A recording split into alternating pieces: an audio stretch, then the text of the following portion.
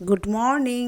সবাই নিশ্চয়ই ভালো আছেন, আমিও খুব ভালো আছি। তো আজকের ব্লগে আমি ভোর ভোর ঘুম থেকে উঠে পড়েছি। দেখুন, উঠেই ব্যালকনিতে দেখছি যে আকাশে সুন্দর রামধনু উঠেছে, তাই একটু ভিডিও করে নিলাম। আর এদিকে সূর্য মামা সবে উঠতে শুরু করেছে। ততক্ষণে আমার মোটামুটি ঘরের কাজকর্ম করে চান টান করে আমি রেডি হয়ে গেছি। এদিকে চা ফুটছে, ওদিকে দুধ ফুটছে, তারপরেই এদিকে পুজোও আমি সেরে নিয়েছি। দেখো, পুজো করে নিচ্ছি তাড়াতাড়ি করে। এদিকে ব্রেকফাস্ট চলে এসেছে। আজকের ব্রেকফাস্টে পাউরুটি আর মিষ্টি আর মাখন, এই ছিল আজকের ব্রেকফাস্ট, আর কলা। তারপরেই আমি দুপুরবেলা খাওয়া দাওয়া সেরে আমি চলে গেলাম সিধে আজকে কালীঘাটে কেওড়াতলা মহাশ্মশান যে ওখানে যে মা কালীর দেখতে।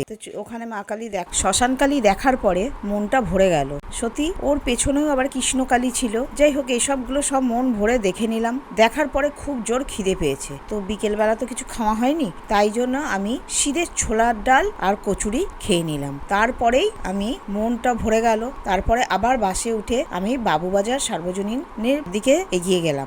বাস ধরে বাবুবাজার সার্বজনীনে এই যে যাচ্ছি, দুপাশে দেখো বাজার বসেছে, আর আমি প্যান্ডেলের দিকে আস্তে আস্তে এগিয়ে যাচ্ছি। প্যান্ডেলটাও খুব সুন্দর হয়েছে, বেশ বড় সড়ো প্যান্ডেল। দেখো, এই যে মণ্ডপে আমি ঢুকে পড়লাম, ঢুকে পড়ে ঠাকুর দেখলাম, খুব সুন্দর হয়েছে। ঝাড়বাতিটাও খুব সুন্দর হয়েছে। তো এরপর আমি আবার বাড়ির দিকে আসার সময় আর একটা ছোটখাটো কালী পুজো হয়েছে, সেটাও একটু ভিডিও করে নিলাম। দুই দিকে ডাকিনি জুকিনি দিয়ে সাজিয়েছে। যাক, আজকের দিনটা বেশ মনটা বেশ খুশি ভাবে এনজয় করে কাটালাম। তা আজকের ব্লগটা নিশ্চয়ই তোমাদের কাছে ভালো লেগেছে, একটু কমেন্ট করে জানাবে।